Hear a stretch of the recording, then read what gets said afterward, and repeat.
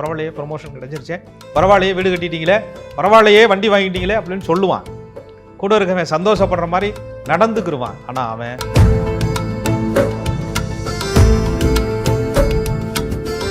சிவன் முன்னாடி எப்படி நந்தி அசையாமல் உட்கார்ந்து கொண்டு தன்னுடைய இடத்தை தக்க வைத்ததோ அதுபோல் ரிஷபராசிக்காரர்கள்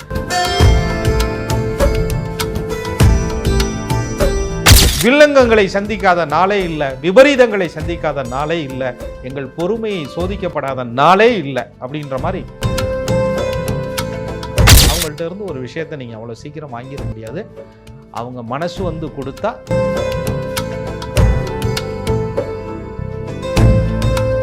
அழகா பண்ணிக்கிட்டே இருப்பாங்க, ஆராய்ச்சி பண்ணி பண்ணுவாங்க, ரசிச்சு பண்ணுவாங்க, வேலை பார்க்குற இடம் சொர்க்கம்னு நினைப்பாங்க. தான் கொடுத்த வேலை சமையலா இருந்தாலும் சரி,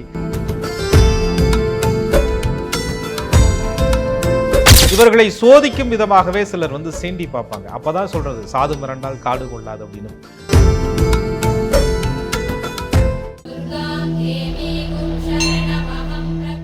அன்பான நேயர்களுக்கு வணக்கம். ஒவ்வொரு ராசிக்காரர்களுக்கும் எதிரிகள்னால ஏற்படக்கூடிய பாதிப்புகளை பத்தி நம்ம பேசிட்டு இருக்கோம். இந்த எபிசோட்ல ரிஷப ராசிக்காரர்களுக்கு எந்த சூழல்ல கண்ணுக்கு தெரியாத எதிரிகள் ஏற்படுறாங்க, இதனால என்னென்ன விளைவுகளை சந்திக்கிறாங்க, இதுல இருந்து வெளியில வருவதற்கான வழிமுறைகள் என்ன அப்படின்னு ஜோதிட ரீதியா தெரிஞ்சுக்க போறோம். புலிப்பாணி சித்தர் வழி ஜோதிடர் திரு கோகுலக்கண்ணன் அவர்கள் கிட்ட இது சார்ந்து நம்ம பேசலாம். வாங்க. வணக்கம் சார். வணக்கம். குரு வாழ்க, குருவே துணை. ரிஷபராசிக்காரர்களுக்கு எந்த சூழல்ல எதிரிகள் உருவாக்குறாங்க, என்ன மாதிரியான விளைவுகளை இவங்க சந்திக்கிறாங்க சார்? அதாவது எதிரிகள் அப்படின்றது சில பேருக்கு தெரிந்தே உருவாவாங்க, சில பேர் எதிரினே தெரியாம பழகிட்டு இருப்பாங்க, அதுக்கப்புறம் எதிரியா மாறிடுவாங்க. அதைத்தான் நாங்கள் என்ன சொல்றோம், கண்ணுக்கு தெரிந்த எதிரி, கண்ணுக்கு தெரியாத எதிரிகள் அப்படின்னு சொல்லுவாங்க.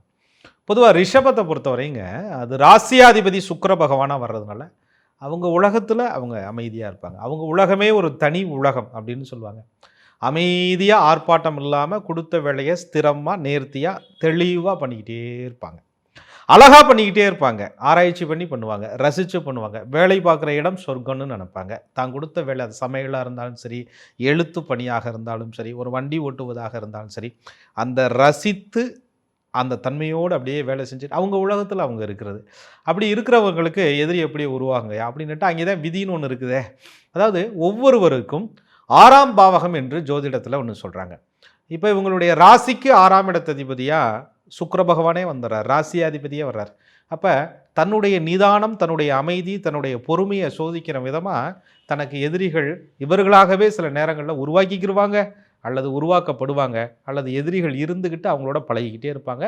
இவங்க க்ளோஸாக பழகினவங்களே இவங்களுக்கு எதிரியாக மாறும்போது தான் தெரியும், இவ்வளோ நாள் எதிரியோட தாண்டா நம்ம வாழ்ந்துக்கிட்டு இருந்தோம் அப்படின்றது ரிஷபராசிக்காரர். ரிஷபராசிக்காரர்களை பொறுத்தவரையும் அவங்க வேலையில் சிவனேன்னு அவங்க பாட்டில் இருந்துகிட்டு இருப்பாங்க. அதை சொல்லுவாங்க, இவர்களை சோதிக்கும் விதமாகவே சிலர் வந்து சீண்டி பார்ப்பாங்க. அப்பதான் சொல்றது சாது மிரண்டால் காடு கொள்ளாது அப்படின்னு. இவ்வளவு சாந்தமாக இருந்த ரிஷபராசிக்காரர்கள் ஒரு பசு மாதிரி இருந்தவங்க எப்படா அப்படி எருது மாதிரி மாறினாங்க, ஒரு வேகமான ஆட்களாக எப்படி மாறினார்கள் அப்படிங்கிறத அவங்கள ஒருத்தர் சோதிக்கும் போது தான் அவங்களுக்கே அது புரியும், நம்ம இப்படி மாறி இருக்கோமா அப்படின்னு.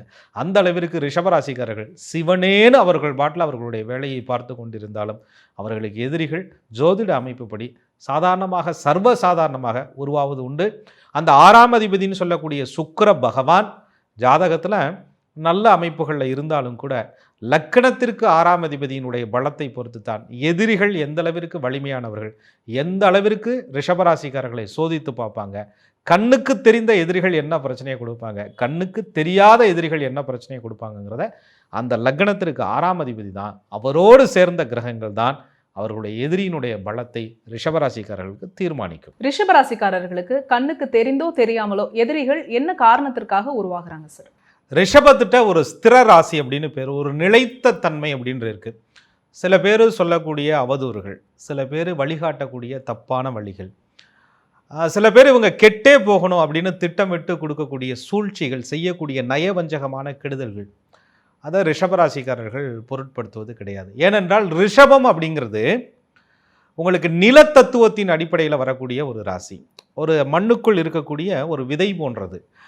அது வந்து சில பேர் கடிக்காமல், சில பேர்கிட்ட பாதுகாப்பாக அது வளர்ந்து ஒரு விருட்சமாக நிலைத்த இடத்துல வேரூன்றி நிற்கிது பார்த்தீங்களா, அது ரொம்ப பேருக்கு பிடிக்காது. என்னைக்கோ அழிஞ்சிரும்னு நினச்சோம், ஆடு கடிச்சிரும் மாடு கடிச்சிரும்னு நினச்சோம், இது என்னடா இது கடைசியில் இது நல்ல நம்ம வந்து நிற்கிற மாதிரி ஆகிப்போச்சே இந்த செடி ஒன்று அழிந்து விடும் என்று நினைத்தோம், ஆனால் அது விருட்சமாக மாறி அதன் நிழலில் நாம் நிற்க வேண்டிய நிலை வந்து விட்டது என்ற சூழல் வரும்போது ரிஷபராசிக்காரர்களுக்கு எதிரிகள் உருவாவாங்க.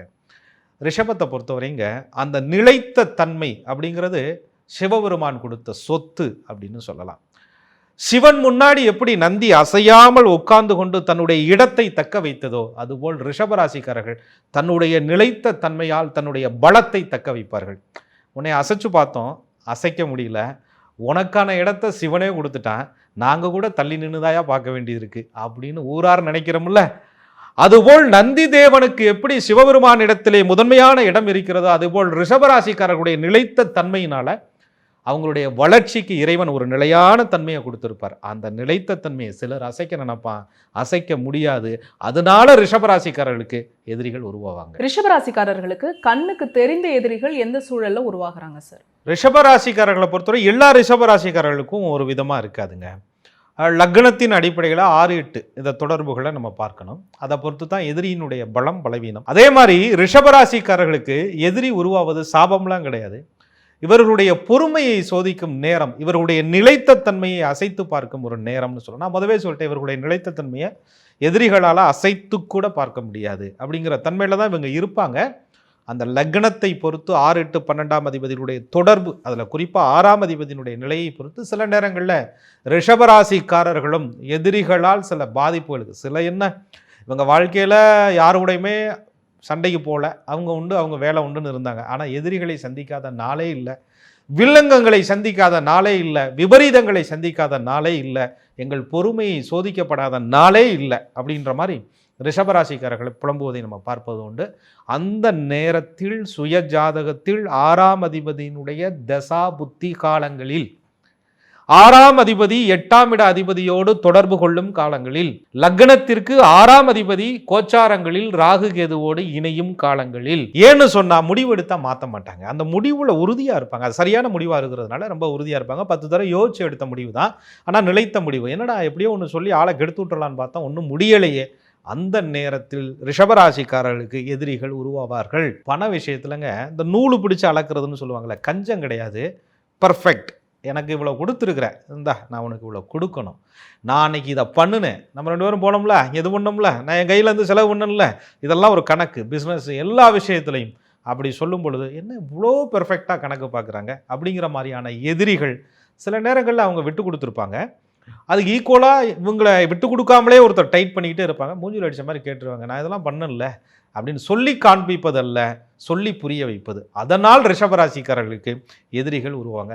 ரிஷபராசிக்காரர்களுங்க உடைப்பிரியர்கள், கொஞ்சம் சின்னதாக இருந்தாலும் அழகாக இருக்கணுங்கிற ஆபரண பிரியர்கள், 4 செவத்துக்குள்ளே இருந்தாலும் இருக்கிற பொருள் நேர்த்தியாக இருக்க வேண்டும் என்று விரும்பக்கூடியவர்கள், கலைநயம் மிக்கவர்கள். அதே மாதிரி ஒரு எந்த பொருளாக இருந்தாலும் கூட அது விலை உயர்ந்த பொக்கிஷமாக பாதுகாக்கக்கூடியவர்கள். அவங்கள்ட்ட இருந்து ஒரு விஷயத்தை நீங்கள் அவ்வளோ சீக்கிரம் வாங்கிட முடியாது. அவங்க மனசு கொடுத்தா எவ்வளோ பெரிய பொருளையும் அவங்க மனசு இறங்கி கொடுத்துருவாங்க. அப்போ இவங்க இவ்வளோ நிர்வாகத்தில் இவ்வளோ பெர்ஃபெக்டாக இருக்காங்களே அப்படின்ற மாதிரியான சூழலில் ரிஷபராசிக்காரர்களுக்கு எதிரிகள் நிச்சயமாக உருவாவார்கள். ரிஷபராசிக்கு எதிரிகள் உருவாவது வீட்டுக்குள்ளேயும் இருக்கும், தொழில் செய்கிற இடத்துலையும் இருக்கும், உறவுகள்கிட்டையும் இருக்கும், நம்பிக்கை வைத்த இடத்துலையும் இருக்கும். அதை ரிஷபம் எப்படி எதிர்கொள்கிறது அப்படிங்கிறது 6ஆம் இட அதிபதியினுடைய நிலையை பொறுத்து மாறுபடும். ரிஷபராசிக்காரர்களுக்கு கண்ணுக்கு தெரிந்த எதிரிகள் வீட்டுக்குள்ள அப்படின்னு சொல்லிட்டுங்க, கண்ணுக்கு தெரியாத எதிரிகள் எந்த சூழல்ல எப்படி உருவாக்குறாங்க? ரிஷபத்தை பொறுத்தவரை நான் திரும்ப திரும்ப சொல்வதுண்டு, இவர்களை தள்ள நினைத்தார்கள், ஆனால் தள்ள முடியாமல் நிலச்சி நின்று வளர்ந்துட்டாங்க. அவங்க எடுத்துக்கிட்ட துறையில் சாதிச்சிட்டாங்க. வேலை பார்க்குற இடத்துல பொறுமையால் 4 பேர் கோவப்படுத்தின இடத்துல ஒருத்தர் மட்டும் பொறுமையாக இருந்து பொறுத்தார் பூமி ஆழ்வாருங்கிற மாதிரி நின்று சாதிச்சு காமிச்சிட்டாங்க. கூட இருக்கிறவங்களுக்கு நல்லா இருக்கீங்க, சூப்பர், பரவாயில்லையே ப்ரொமோஷன் கிடச்சிருச்சே, பரவாயில்லையே வீடு கட்டிட்டீங்களே, பரவாயில்லையே வண்டி வாங்கிட்டீங்களே அப்படின்னு சொல்லுவான். கூட இருக்கவன் சந்தோஷப்படுற மாதிரி நடந்துக்கிடுவான். ஆனால் அவன் ரிஷபத்திற்கு பின்னாலே முதுகில் குத்தக்கூடிய எதிரியாக மாறுவான். ஏன்னா ராசியாதிபதி சுக்கிர பகவான் 8ஆம் இட அதிபதியோடு தொடர்பு கொண்டு ராகு கேதுவினுடைய பாதிப்புகளுக்குள் ஆட்பட்டால் ரிஷபராசிக்காரர்களுக்கு எதிரிகள் கண்ணுக்கு முன்னாடி நின்று தெரிவதை விட முதுகுக்கு பின்னாடி இருக்கக்கூடிய எதிரிகள் அதிகமாக ரிஷபராசிக்காரர்களுக்கு உருவாவாங்க. 6ஆம் அதிபதி என்று சொல்லக்கூடிய சுக்கிர பகவானுடைய நட்சத்திரம் பரணி நட்சத்திரம் ரிஷபத்துக்கு 12ஆம் இடத்துல இருக்கிறதுனால நிறைய யாருக்காக நேர விரயம் பண்ணினாங்களோ, நிறைய யாரு நல்லா இருக்கணும்னு நினைச்சாங்களோ, நிறைய யாருக்காக பண உதவிகள் செஞ்சாங்களோ, யாரு கல்யாணத்தை முன்ன நின்று நடத்தினாங்களோ, எந்த சொந்தத்துக்காக நேரம் கொடுத்தார்களோ அவர்கள் ரிஷபராசிக்காரர்களுக்கு எதிரியாக மாறுவார்கள். சுக்கிர பகவானுடைய நட்சத்திரம் பூராட நட்சத்திரம் ரிஷபத்திற்கு 8ஆம் இடத்துல இருக்கிறதுனால எதிரிகளால் ரிஷபராசிக்காரர்கள் நிச்சயமாக மனதளவில் அவமானப்படுவார்கள். இவனுக்கு போய் உதவி இருக்கமே அப்படின்னு நினைப்பாங்க, ஆனால் சொல்ல மாட்டாங்க. அந்த எதிரியை கண்ணுக்கு தெரிந்தாலும் கூட கண்ணுக்கு தெரியாமல் நகர்ந்து கொள்ளக்கூடிய தன்மை ரிஷபராசிக்காரர்களுக்கு எடுத்துட்ட போடா அப்படின்னு சொல்லக்கூடிய குணாதிசயம், எவ்வளோ நாள் வாழ்ந்துட போற அப்படின்னு சொல்லக்கூடிய டைப்பு ரிஷபராசிக்காரர்களுக்கு எப்பயுமே உண்டு. ரிஷபராசிக்காரர்களுக்கு ராசியாதிபதி என்று சொல்லக்கூடிய சுக்கிர பகவானுடைய மற்றொரு நட்சத்திரம் 4ஆம் இடத்திலே இருக்கிறனால வீட்டில் இருக்கிற தாய் கூடங்க, வீட்டில் நிற்கிற குழந்தைகள் கூடங்க, வீட்டில் இருக்கக்கூடிய சுகபோகங்களை அனுபவிக்கக்கூடிய விஷயத்தில் கூடங்க எல்லாத்தையும் செஞ்சு வச்சுட்டு எதையுமே தொட முடியாமல் ரிஷபராசிக்காரர்கள் தள்ளி நிற்க வேண்டிய நிர்பந்தத்திற்கு தள்ளப்படுவது வீட்டுக்குள்ளே இருக்கக்கூடிய எதிரிகள்னால. ஆக ரிஷபத்தை பொறுத்தவரை அவர்களுடைய சாபமே ராசியாதிபதியே 6க்கு அதிபதியாக வந்து அவருடைய நட்சத்திரங்களில் இருக்கக்கூடிய ஸ்தான பலன்கள் எல்லாம் அவர்களுக்கு எதிரியாக மாறும். இது எல்லா ரிஷபத்திற்கும் ஒத்து வராது. லக்னத்தை பொறுத்து அதனுடைய பலன்கள்லாம் சின்ன சின்ன முரண்பாடுகள் இருக்கும். ஆனால் ரிஷபம் என்பது கண்ணுக்கு தெரிந்த எதிரிகளை அதிகமாக சம்பாதிப்பதை விட கண்ணுக்கு தெரியாத எதிரிகளை அதிகமாக சம்பாதித்து கொண்டு அவர்களை எதுக்கவும் முடியாமல் தன்னுடைய நிலைத்த அமைதியினால் வாழ்ந்து காட்டக்கூடிய தன்மை இருக்கிறனால எதிரிகள் என்பது ரிஷபத்திற்கு போன எதிரி திரும்பி வந்த கதையா திரும்ப திரும்ப முளைச்சிக்கிட்டே இருப்பாங்க, திரும்ப திரும்ப இவங்க சாதிச்சுக்கிட்டே இருப்பாங்க. ரிஷபராசிக்காரர்கள் இந்த எதிரிகள் விஷயத்துல எதுல சார் கவனமா இருக்கணும்? ரிஷபராசி மட்டும் இல்லைங்க, ஒவ்வொரு ராசியுமே எதிரிகள் விஷயத்துல எதிரிங்கிறத வெல்லக்கூடிய ஆற்றல்கள் எல்லாருக்கும் இருக்கு. எதிரிகளால் பலவீனப்படக்கூடிய தன்மையும் இருக்கு. எதிரியை ஜெயிக்கணும், எந்த சூழலில் ஜெயிக்கணும், எப்படி ஜெயிக்கணும் அப்படிங்கிறத நம்ம பார்ட் 2ல் அதை விரிவாக நான் சொல்கிறேன். நான் அதில் நிறைய நுணுக்கங்கள் இருக்குது. இந்த எதிரிகள் விஷயத்தில் எதுலெல்லாம் நம்ம கவனமாக இருக்கணும், எப்படி ஒவ்வொரு ராசிக்கும் எதிரி பாவகம் இயங்கும், அந்த எதிரி பாவகத்தை எதிர்த்து நாம் செயல்படுவது எப்படிங்கிறத நட்சத்திரத்தினுடைய சார அடிப்படையில் அதை நம்ம பேசலாம். ரிஷபத்தை பொறுத்தவரை ஒரு விஷயத்தில் கவனமாக இருக்கணும். ஆவணமில்லா ஒப்பந்தத்தில் ரிஷபராசிக்காரர்கள் கவனமாக இருக்க வேண்டும். எதிரிகள் என்பது உங்களுக்கு எல்லா டேட்டாவும் கையில் வச்சுருந்தாலும் உங்கள்கிட்ட வந்து நிற்கக்கூடிய நிலையில் அவர்கள் டம்மியாகக்கூடிய சூழல் வந்தாலும் கூட உங்களிடம் ஆவணம் என்பது சரியாக இல்லைன்னா நீங்கள் எதிரிகளை ஜெயிக்கவே முடியாது. ரிஷபராசிக்காரர்கள் இந்த எதிரிகள்லேருந்து வெளியில் வர்றதுக்கு இவங்களுக்கான பரிகாரங்களும் வழிபாடுகளும் சொல்லுங்கள் சார். கிருஷ்ண பகவான்மா கையில் இருக்கக்கூடிய சுதர்சன சங்கு சக்கரம் மாதிரி ரிஷபராசிக்காரர்கள் அந்த சுக்கிர பகவானை அம்சமாக பெற்றதுனால அவர்களுடைய எதிரி பாவகமும் ஒரு 6ஆம் இடம் என்று சொல்லக்கூடிய துலாமாக சுக்கிர பகவானாக என்னுடைய அம்சமாக அவர்களுக்கு வர்றதுனால சக்கரத்தாழ்வாருடைய சங்கு சக்கரம் எப்படி அவருடைய அபயகரங்கள் எப்படி எதிரிகளை வீழ்த்தக்கூடிய ஒரு அற்புதமான ஆயுதமாக இருக்கிறதோ அதே போல் ரிஷபராசிக்காரர்கள் சக்கரத்தாழ்வாரை வியாழக்கிழமை காலங்களிலே வழிபட்டு வரும் பொழுது எதிரி தொல்லைகளிலிருந்து நிச்சயமாக விடுபடுவார்கள். செல்வ வளங்களை நிச்சயமாக பெறுவாங்க. லக்னத்திற்கு 6ஆம் அதிபதி இருக்கக்கூடிய நட்சத்திர சார அடிப்படையில் அவர்களுக்கான ஸ்தலங்களை தேர்வு செய்து அவர்கள் வழிபாடு செய்யும் பொழுது கண்ணுக்கு முன்னாடி எதிரியினுடைய தாக்கம் குறைவதை அவர்கள் பார்க்கலாம். ரிஷபராசிக்காரர்களுக்கு கண்ணுக்கு தெரிந்த தெரியாத எதிரிகள் எப்படி உருவாகுறாங்க, இந்த தொல்லையிலேருந்து வெளியில வருவதற்கான வழிபாடுகள் பரிகாரங்கள் எங்களுக்காக சொன்னீங்க. தொடர்ச்சியா மிதுன ராசிக்காரர்களுக்கு எதிரிகள் எந்த சூழல் உருவாகிறாங்க அப்படிங்கிறத நம்ம பேசலாம் சார். மிக்க நன்றி. மிக்க நன்றி. குரு வாழ்க, குருவே துணை. என்ன நேர்களே, ரிஷபராசியில் பிறந்த நீங்க உங்களுடைய வாழ்க்கையில எந்த சூழல்ல கண்ணுக்கு தெரிந்த தெரியாத எதிரிகளை நீங்க சந்திக்கிறீங்க, இதுல இருந்து வெளியில வருவதற்கான வழிமுறைகளை இந்த எபிசோட்ல கேட்டு தெரிஞ்சுட்டு இருந்திருப்பீங்க. இது மாதிரியான வீடியோஸ் ஒவ்வொரு ராசிக்கும் நம்ம சேனல்ல தொடர்ச்சியாக அப்லோட் செஞ்சுட்டே இருக்கோம். இது எல்லாமே உங்களுடைய யூடியூப் நோட்டிஃபிகேஷன்ல ஆட்டோமேட்டிக்கா வரணும் அப்படின்னா நீங்க செய்ய வேண்டியது ஆஸ்ட்ராலஜர் கோகுலக்கண்ணன் யூடியூப் சேனலை உடனடியாக சப்ஸ்கிரைப் பண்ணிக்கோங்க. பக்கத்தில் இருக்கக்கூடிய பெல் ஐக்கானை மறக்காம கிளிக் பண்ணிடுங்க. இந்த வீடியோவை நீங்க பார்த்ததற்கு மிக்க நன்றி.